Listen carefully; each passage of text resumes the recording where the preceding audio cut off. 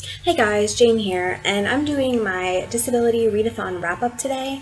We are in kind of a different place, and I had to record at a different library than I typically do, so we might get some background noise. Sorry about that.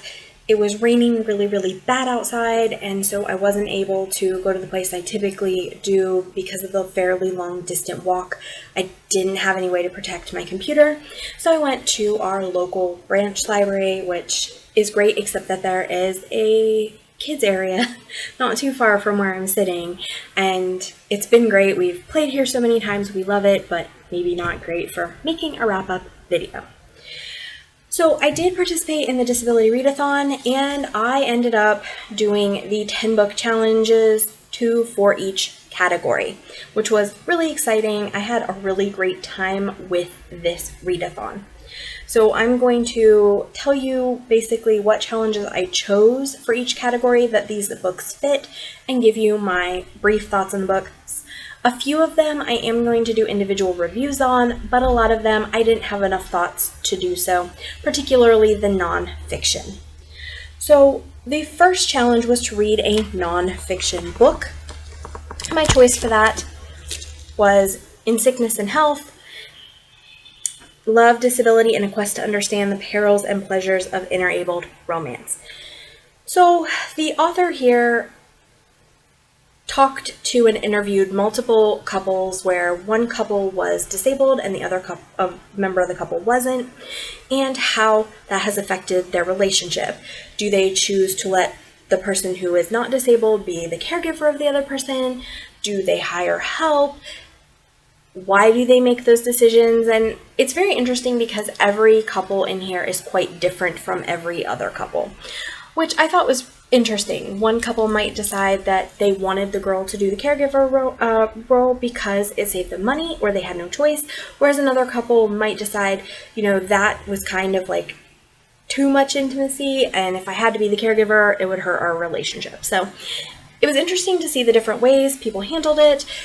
It was nice to see so many couples who love each other and are together despite of the complications and conflicts that one partner having a disability has.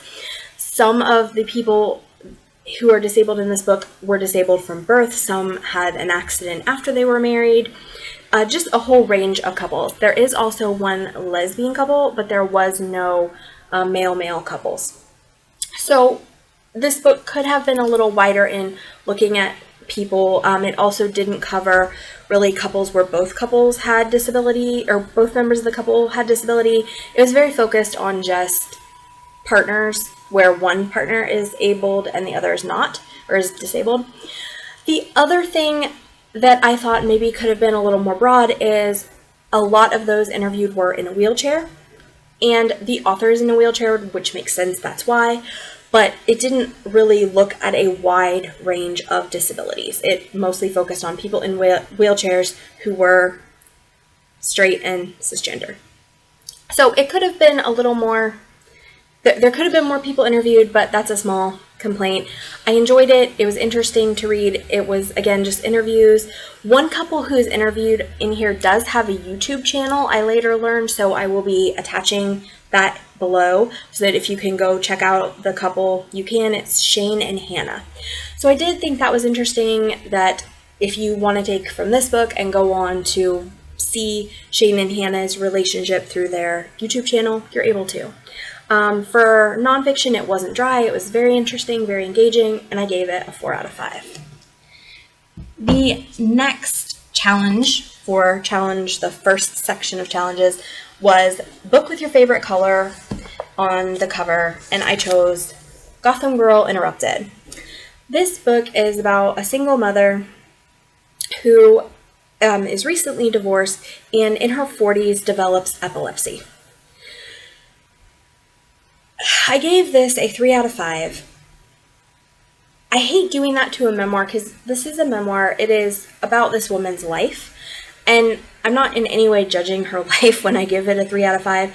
I felt very frustrated with this book because everything was very intellectual, and at times it felt very inaccessible. She talks a lot about Dostoevsky, who also had seizures, and Nietzsche's, and I'm not even sure I'm pronouncing those right. Like, I've heard of them talked about academically, but she spends a lot of time comparing her seizure disorder to other people's seizure disorders, and how sometimes it's nice because it's enlightening, and that is totally her prerogative, how she wants to view her seizures and her disability. But I kind of had trouble reading some of the really intellectual, academic-ish parts of it, and I'm not even talking about academic, like, how she deals with her illness or how it's, affects her life. And that's kind of what I wanted. I wanted to see how her seizures affected her life as a single mother. And we didn't get as much of that as I'd like. It was a lot of her kind of philosophizing about her seizures. Again, her book, her choice, not so much for me. The next book I read was, the challenge for Section 2 challenges I chose for my first book, an autobiography, and that is Unshattered. This woman, Carol Decker, she was pregnant and had sepsis during her pregnancy, and they didn't know it. So when she went to give birth, she was very sick, and during this time she became blind and had one of her arms, both of her legs, plus a finger on the remaining hand removed. So she was really messed up and had to basically learn to redo every part of her life. She had to learn to deal with her vision loss and her prosthesis and not being able to move her hands very well, all while working with a new baby and the daughter that she already had at home. I gave this a 4 out of 5. It was really engaging, really interesting. I felt so bad for her and her situation, but she is amazing, and I do recommend this book. This was a way I really enjoyed an autobiography about the subject to be. She told us about what was going on with her, the things that she'd experienced, her thoughts on it, but a lot of it about, how she continued going and the tragedies that happened, her perspective. It was really good, and it was engaging and quick, and I think I read it in like 2 days. So I do recommend this one.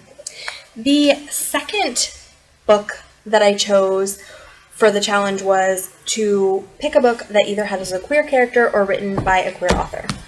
And I chose Mama's Boy. So Mama's Boy is the autobiography of Dustin Lance Black.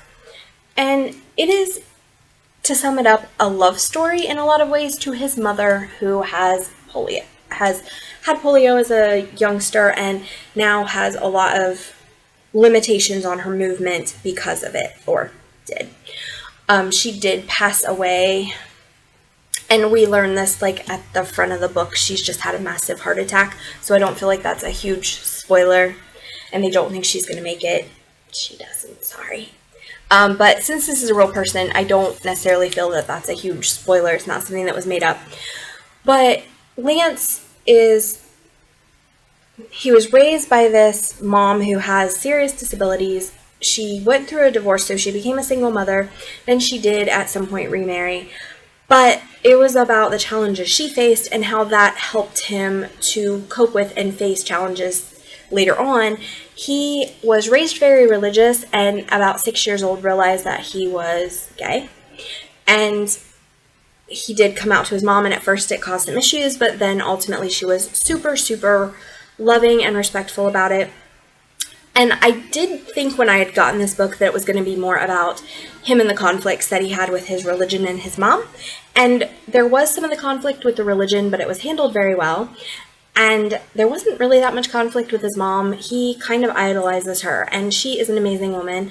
I didn't realize how seriously disabled she was, but she really, because of her polio, had a lot of limitations and still kicked butt. She was an amazing lady, and this is a great inspirational book. I can totally see why Lance is super inspired by his mom.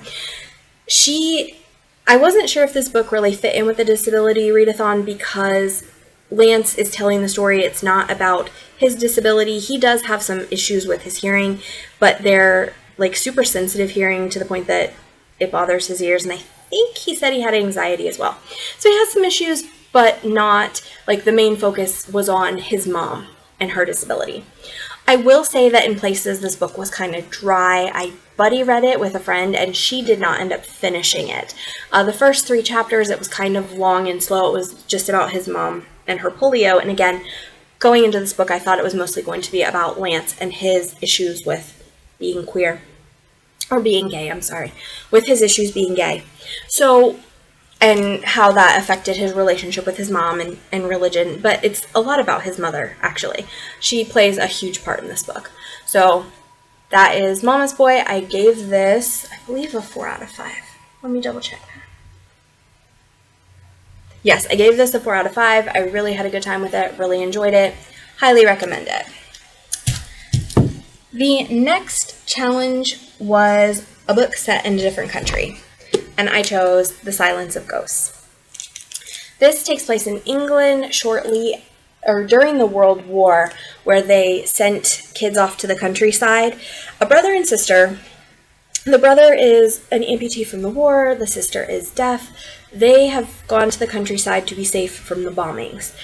When they arrive, they're at this house that the family has always owned. The boy has spent summers in, but they haven't been to recently, and it's haunted. I ended up giving this book a 2 out of 5. There were a lot of things that didn't work for me, and I really didn't love it. I am going to be doing a full review on that. That'll probably be out probably in December. But basically, there was a lot that just didn't make much sense to me. I didn't feel like it wrapped up things nicely, and I just didn't enjoy reading this book very much. But I also wasn't sure how good the deaf representation was. Some of the things about the way it was written kind of made me wonder if I wasn't fully comfortable with the way it was written. I am not a sensitivity reader. I'm not deaf. I don't know. But some of the things that were said and done, it just made me wonder if it was proper representation. So I will say that, not my favorite. Would love to hear your thoughts on this if you've read it. The next book I read was an audiobook, and it is a character with a physical disability. And for this, I chose Blackman's Coffin. This was a mystery. The main character guy, he had been a soldier. He suffered an amputation due to his time in the service. He comes home, he's in the hospital, and a woman comes who is also an amputee, although she's got an arm missing. She's a veteran and an amputee. They hit it off. She says she really wants him to help her with a job, and he thinks she is offering him a job at the security place where she works. And he's not really sure what he's going to do with his life now that he's back and he's disabled.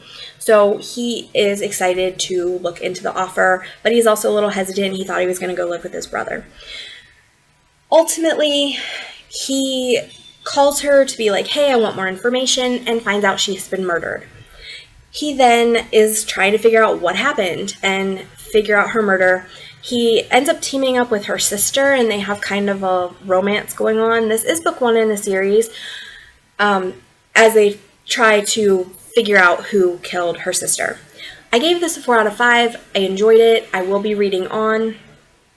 There is a story within a story element, which I liked it in here. It was fine, but it did make it drag in places. I'm glad I read it as an audiobook instead of a physical book, because I feel like parts of the book within the book, until we understood where they were connected, I was kind of like, meh. So there's that, but otherwise I really did enjoy it. The next section, challenges under section 4, was to read a romance, and I read Romancing the Duke by Tessa. This is the first book in the Castles Ever After series. I read books 1, 2, and 3. This is about Izzy, who is the daughter of a novelist who has died. And she has a lot of fame because he wrote stories about her telling her bedtime stories. And basically she's a character in her books, so people view her as little Izzy from these books. She is granted a castle after somebody dies. Somebody dies and grants her a castle, and she goes to move in and finds that a duke is already living there. Now, this duke has serious injuries from a duel. He is blind-ish. He has very poor sight. He's not completely, like, nothing blind, but he has fluctuating sight during the day. So it's never great, like he can never see clearly, but like at night especially, he's almost completely blind, but like during the morning he has a little bit more vision. He also has really serious migraines and just a lot of difficulties physically from this duel that he was part of. So he tells her, "This is my castle, you can't be here." She says, I don't have anywhere to go, number one, and I was given this castle. So they're trying to figure out why she was given this castle, why this castle was sold when it's clearly the Duke's. She agrees to do secretarial work for him to help him figure it out, while she's also trying to like get in the castle and make herself settled because, you know, she owns it fair and square as far as she knows. I gave this a 5 out of 5. I really enjoyed it. I did slightly prefer When a Scot Ties the Knot, which is the third book in the series, and I definitely like this one better than the second book in the series, which was Say Yes to the Marquess. So, this series so far, third book is my favorite, this is my second favorite, then Say Yes to the Marquess is my third favorite. But I had a great time with this. I really enjoyed it. This is one I will be keeping on my shelves. I generally don't keep books after I read them. I just send them all to new homes. And while I think some of my friends would really like this, this is one I do think I will be rereading. I did part of this on audio and part of this physical. The audiobook was amazing, but the physical book was fine too. I have struggled before with Tessa Dare's book in physical form and prefer the audio generally. I also prefer the audio for this, but it was still fine as a book, and I did enjoy it. So 5 out of 5, so good, loved it. The next, I'm wondering if I made a mistake here. The next book is one that is written by a person of color. Now, I had to do some digging to see if this counted, because I wasn't entirely sure. Oh, okay, I realized what I did. The Silence of Ghost was supposed to be my historical. Oopsie. So The Silence of the Ghost was for the historical. Let me back up. The challenge for Set in a Different Country was supposed to be Silent Voice. This is a manga. And this is about a girl who is deaf and the boy who bullies her. And eventually, I think it's the first book in the series, I think they are going to meet again. She was always very kind to him, and he was a bully. I think they're going to meet again and reconcile their relationship. I'm waiting on book 2 currently. This was really good. I gave it a 4 out of 5. I like manga okay. It's not my favorite. And I have a hard time reading them because this was good. It talked a lot about bullying and a lot about issues that I thought were important. But at the same time, I felt I have trouble sometimes following manga, and I did feel that way with this book. The next challenge, now that I screwed all that up, was read a book by a person of color. I had to do some research to figure out what exactly a person of color meant, and I found out that anybody who is not white is technically considered a person, not white European is technically considered a person of color. So I am using this. I hear the Sunspot. It is written by Yuki Fumino, who is Japanese, as my person of color pick.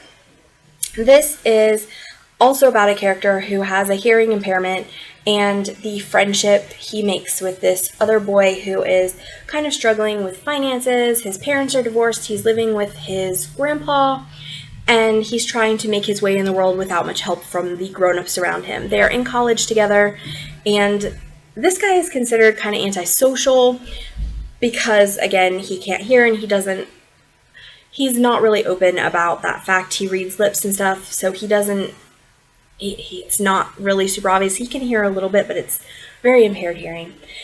Also, this does kind of have, like, there's a crush going on between them. It was interesting. I gave it a 4 out of 5. I could have handled there being a little bit more to it. I think this is a standalone, and I wasn't completely, I didn't feel everything was answered by the end. I did enjoy it. It was fine. Again, mangas are sometimes hard for me to rate, but I did think it was better than some of the mangas I've read. I enjoyed it quite a bit. I thought their budding romance was sweet. I thought the disability rep was very interesting. Overall, I did enjoy. Worth reading.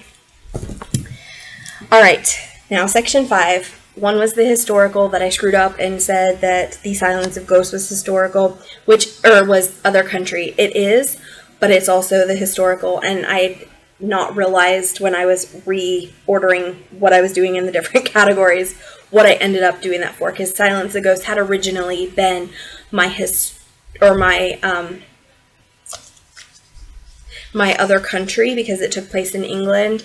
However, at the time I was only planning on reading 5 books, and I ended up doing the challenge for 10, so it got moved to my historical instead of other country read.